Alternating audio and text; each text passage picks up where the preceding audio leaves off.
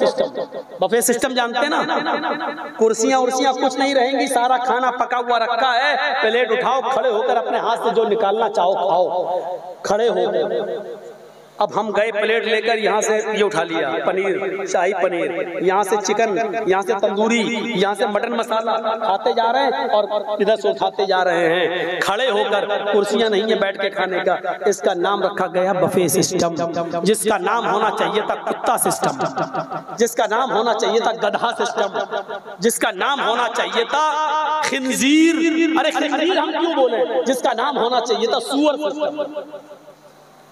वो और मौलवी होंगे जो कहते होंगे खिंजीर, सुअर कहने से 40 दिन जबान गंदी होती है। तेरे बाप की हदीस होगी, हमें ऐसा कुछ नहीं मिला। अरे इंग्लिश में पिग कह दोगे हैं? अरे अरबी में खिंजीर कहते हैं तो उर्दू में भी तो कुछ कहते होंगे। उर्दू में क्या कहेंगे? उर्दू में सुअर कहेंगे, हिंदी में सुअर कहेंगे, इंग्लिश में पिग कहेंगे। जब इंग्लिश में पिग कह सकते हो तो उर्दू में और हिंदी में सुअर कहने में क्या एतराज है? हजरत मरियम जब मेहराब के अंदर थी और उनके मस्जिद में मेहराब के पास जब बेमौसम फल आ गए, बेमौसम फल, तो जकरिया ने जब बेमौसम फल देखे कि इसका तो मौसम नहीं हो, ये फल के पास तरबूज का मौसम नहीं, तरबूज मरियम के पास, तो क्या कहा था? अन्ना लकी हाज़ा, आए मरियम ये फल तेरे पास कहां से आ गए? वो मरियम जिसकी पाक दामनी का ऐलान अल्लाह ने किया है, वो मरियम जिसके पाक दामनी का ऐलान अल्लाह ने अर्श के ऊपर से किया है कि मरियम को किसी मर्द ने छुआ नहीं है, वो मरियम जिसकी पाक दामनी की गवाही अल्लाह ने दी है, उस मरियम से उसका कफील हिसाब ले रहा है, उसका सरपरस्त। अन्ना लकी हाज़ा, ये फल तेरे पास कहां से आए बता? तरबूज का मौसम नहीं, तरबूज कहां से आया? इस फल का मौसम नहीं, कहां से आया? यानी कौन लड़का देकर गया? मकसद ये था नेक थी, परवरिश बड़े दीनदार तरीके से हुई थी, इसलिए जवाब भी बड़ा दीनदाराना देती है। क्या कहती है? कालत हुआ मिन इंदिल्लाह, आए ज़करिया मैं आपकी सरपरस्ती में पली हुई हूँ, आपकी तालीम मुझे मिली है, आपकी बच्ची आपको धोखा नहीं दे सकती है, आपके साथ गद्दारी नहीं कर सकती है। रहा ये फल मेरे पास कहां से आए?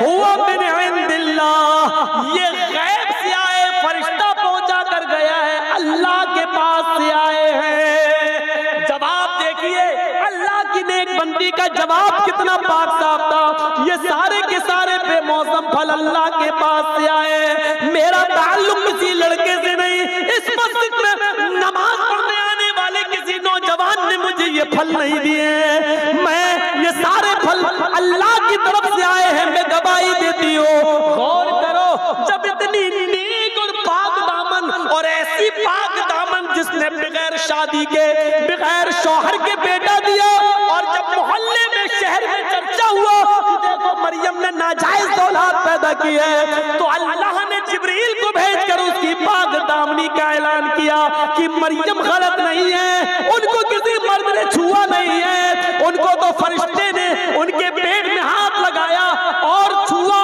और फिर बेटा हो गया, उसमें रूह डाली गई है। मरियम को हमने बगैर शौहर के बेटा दिया है। जिसकी पाक दामनी का ऐलान अल्लाह ने किया, उससे हिसाब लिया जा सकता है। आपकी बेटियों से हिसाब क्यों नहीं लिया जा सकता है? हमारी बहनों से हिसाब क्यों नहीं लिया जा सकता है? मुझे बताओ रीजन क्या है? आप अपनी बहनों पर, अपनी बेटियों पर आंख बंद करके भरोसा कैसे कर लेते हो? जिसकी बेटियां रात की तारीकी में व्हाट्सएप चलाएं, फेसबुक चलाएं, मैसेंजर चलाएं, उन लोगों को अब ये तसव्वुर जहन से निकाल देना चाहिए कि मेरी बेटी कभी किसी गैर मुस्लिम के साथ नहीं भागेगी, फरार नहीं होगी। महाराष्ट्र की कोर्ट, हरियाणा और राजस्थान की कोर्ट भरी पड़ी है। इन लड़कियों ने, मुस्लिम लड़कियों ने एप्लीकेशनें दे रखी हैं कि मैं फला फला गैर मुस्लिम लड़कों के साथ अपनी मर्जी से शादी करना चाहती हैं। हो सकता है कि जब मैं शादी करूं तो मेरे माँ बाप रोड़ा अटकाए, रुकावट बने, लिहाजा मैं पहले से एप्लीकेशन दे रही हूं कि मैं उस गैर मुस्लिम लड़के के साथ शादी अपनी मर्जी से करने के लिए तैयार हूं। ये नतीजा है इसी मोबाइल का, ये नतीजा है इसी व्हाट्सएप चलाने का, ये नतीजा यही मैसेंजर और फेसबुक चलाने का। जब हमने इतनी आजादी दे दी है तो ये दिन हमें देखना पड़ेंगे, ये दिन हमें देखना पड़ेंगे। ये सारी प्लानिंग हो चुकी है। मुस्लिम लड़कियों को ज्यादा से ज्यादा स्कूलों में वैकेंसी दो, नौकरियों में वैकेंसी दो, और लड़कों को आजादी दे दो कि इन मुस्लिम लड़कियों से प्यार करें, इनको प्यार के चंगुल में फांसें और कोर्ट मैरिज करके शादी करके अपने घर लाएं, एक दो बच्चे पैदा करके बच्चों को अपने पास रख के इन औरतों को छोड़ दें, इनको छोड़ दें। कितनी ऐसी लड़कियां हैं जिन्होंने थानों में एप्लीकेशन की है, अब मैं न घर की रही न ससुराल की रही, 2 बच्चे पैदा करने के बाद मेरे पति ने मुझे छोड़ दिया है, मेरे बाप हमें एक्सेप्ट नहीं कर सकते हैं क्योंकि वो हम उनसे नाराज होकर, तो हमने उनको नाराज करके तो हमने इससे शादी की थी, अब हम कहां जाएं। लेकिन उनकी किसी ने नहीं सुनी और मजबूर होकर वो दिल्ली के जीबी रोड और बंबई के कवाटीपुरा में जाकर उन्होंने अपने जिस्म का सौदा कर दिया, अपने आप को बेच दिया। आज वो मुस्लिम लड़कियां जो गैर मुस्लिमों ने छोड़ दिया है, जिनको आज वो अपने जिस्मों का धंधा कर रही हैं, क्या ये दिन अपनी बहनों बेटियों से देखना दोबारा करोगे? क्या इस दिन के लिए तुम जिंदा रहना पसंद करोगे? इसलिए एक्शन लो, और जो चीजें हमारी बहनों बेटियों को वहां तक पहुंचाने की जिम्मेदार हैं, उनको पहले छीन लो, उनसे छीन लो और उनको इन चीजों से दूर कर दो। कितनी नौटंकी हो रही है। अब पढ़ाई भी ऑनलाइन होगी, आप दोगे मोबाइल, और इन 2 15 का कुछ ये कार्ड बना, ये यूट्यूब पे देना नहीं कोई भी, इनका कोई भरोसा नहीं है कि कब कह दें कि कोरोना फिर आ गया। अभी दिल्ली में बढ़ ही रहा है, पता नहीं कब आ जाए। ये कभी भी, ये 2 लोग जो देश के मेन जिम्मेदार हैं, ये जब चाहेंगे तब कोरोना ले आएंगे, और जब चाहेंगे तब खत्म हो जाएगा, जब चाहेंगे तब खत्म हो जाएगा। और कोरोना बड़ा समझदार है, ये नेता लोगों की रैलियों में नहीं आता है, ये गरीबों के घर में आता है, ये मजदूरों के घर में आता है, ये रैलियों में नहीं आता है, ये बहुत समझदार है कोरोना। मेरे प्यारे साथियों, आपको अपनी बेटी को अगर मजबूरी है, अगर देना ही पड़ रहा है, ऑनलाइन पढ़ाई हो रही है, तो आप बाखुद रहिए। आप देखिए कि अगर 5 घंटे पढ़ाई चल रही है तो 5 ही घंटे के लिए मोबाइल दीजिए, उसके बाद ले लीजिए। निगरानी करना पड़ेगी, क्योंकि ये उम्र बड़ी बहकने की उम्र होती है, ये उम्र बड़ी बहकने की उम्र होती है। इसलिए मेरे भाइयों, अपनी बहन बेटियों को बहकने से बचाइए। तो मैं बात कर रहा था इस चीज की, तो अब मैं बात करना चाहता हूँ ये कि हमें और आपको समझना चाहिए इस्लाम के अंदर पूरा का पूरा दाखिल होना क्या है। इस्लाम के अंदर पूरा का पूरा दाखिल होना ये कि हमारा उठना, हमारा बैठना, हमारा सोना, हमारा जागना, हमारा खाना, हमारा पीना सब इस्लामी हो जाए, हमारी शादी भी इस्लामी हो जाए। क्या हमारी शादी इस्लामी हो रही है? आप बताइए। कितने लोग बारात में जाते हैं? बारात का कोई तसव्वुर है इस्लाम में? कोई एक बता दे कि बारात का कोई तसव्वुर है इस्लाम में? 100 आदमी, 150 आदमी, 200 आदमी, और हमारे उत्तर प्रदेश में आ जाओ तो 400 आदमी और 500 आदमी भी चल रहे हैं। और लड़की वाला बफर सिस्टम करता है, बफे सिस्टम। बफे सिस्टम जानते हैं ना? कुर्सियां उर्सियां कुछ नहीं रहेंगी, सारा खाना पका हुआ रखा है, प्लेट उठाओ, खड़े होकर अपने हाथ से जो निकालना चाहो खाओ, खड़े हो। अब हम गए प्लेट लेकर, यहाँ से ये उठा लिया पनीर, शाही पनीर, यहाँ से चिकन, यहाँ से तंदूरी, यहाँ से मटन मसाला, खाते जा रहे हैं और इधर से उठाते जा रहे हैं खड़े होकर। कुर्सियां नहीं है बैठ के खाने का। इसका नाम रखा गया बफे सिस्टम, जिसका नाम होना चाहिए था कुत्ता सिस्टम, जिसका नाम होना चाहिए था गधा सिस्टम, जिसका नाम होना चाहिए था खिंजीर। अरे खिंजीर हम क्यों बोले? जिसका नाम होना चाहिए था सूअर सिस्टम। वो और मौलवी होंगे जो कहते होंगे खिंजीर सूअर कहने से 40 दिन जबान गंदी होती है। तेरे बाप की हदीस होगी, हमें ऐसा कुछ नहीं मिला। अरे इंग्लिश में पिग कह दोगे हैं? अरे अरबी में खिंजीर कहते हैं तो उर्दू में भी तो कुछ कहते होंगे।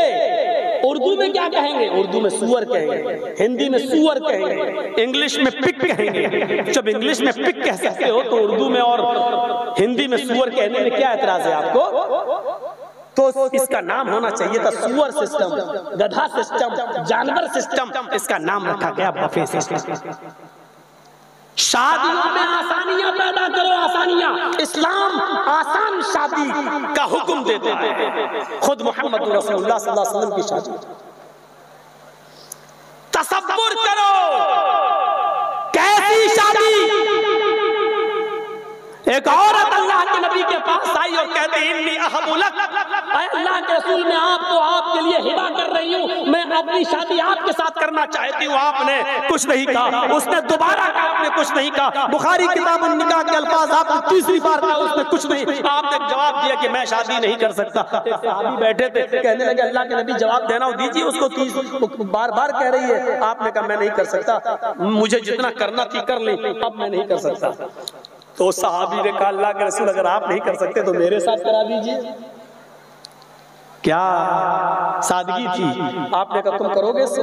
उस औरत से पूछा तुम करोगी इससे? उसने कहा अगर आप नहीं कर रहे तो मैं ऐसे कर लूंगी।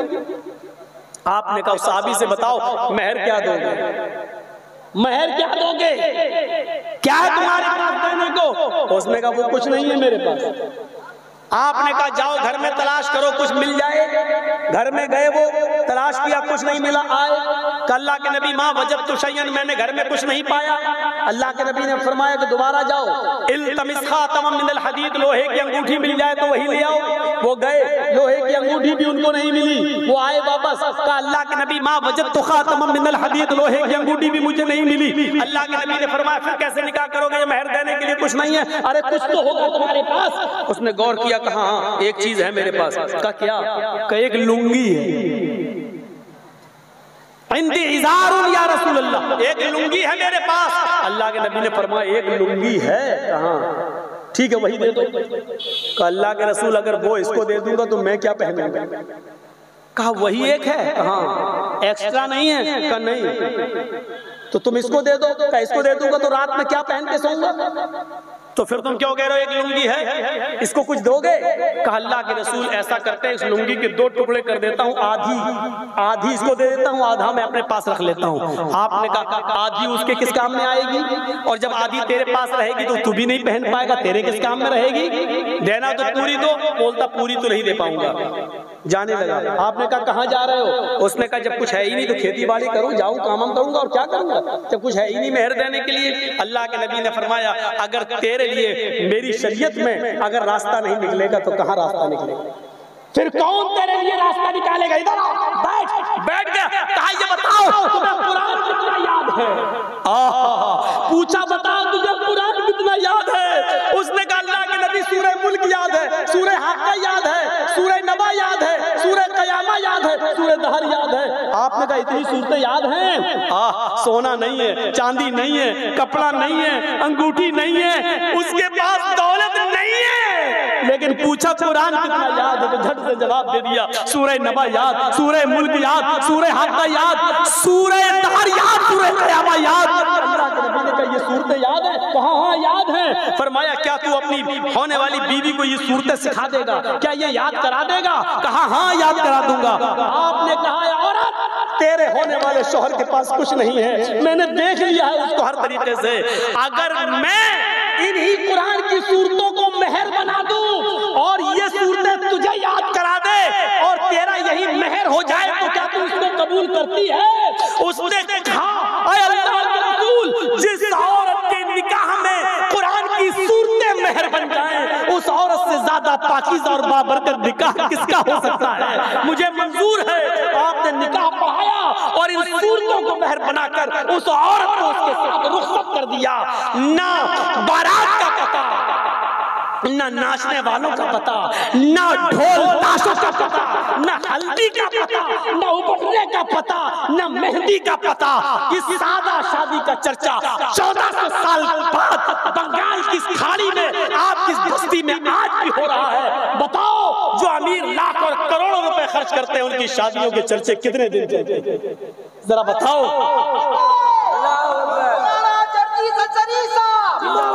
ये इस्लाम का मिजाज है। इसीलिए कहा शादी को आसान कर दो, इतना आसान कर दो कि जिनाकारी मुश्किल हो जाए। आज लड़का जिना करना आसान समझ लेता है, लेकिन निकाह करना मुश्किल। इतने सूट हो, इतना सोना हो, इतनी चांदी हो, इतने जोड़े हो, इतनी चप्पल, इतने जूते, तब जाकर शादी होगी, इतना मुश्किल बना दिया है। शादी को आसान कर दो। जय मदरसा की कमेटी बन जाती है, मस्जिद की कमेटी बन जाती है, एक कमेटी ऐसी बनाओ जिसमें गरीब लड़कियों की शादी का इंतजाम किया जा सके, गरीब लड़कों की शादी का इंतजाम किया जा सके। सामूहिक शादियां हो, एक ही मैदान में उन लड़के और लड़कियों को इकट्ठा करके निकाह करा के, और थोड़ा बहुत समाज के लोग चंदा उंदा करके लड़की का घर बसाने भर और घर की जरूरी चीजें देकर उनका रुखसत कराकर उनका निकाह करवाएं। अगर आपको मुआशरे को जिना से बचाना है, बेपर्दगी से बचाना है, तो इस कदम को उठाइए आप। इस्लाम के अंदर आसानी ही आसानी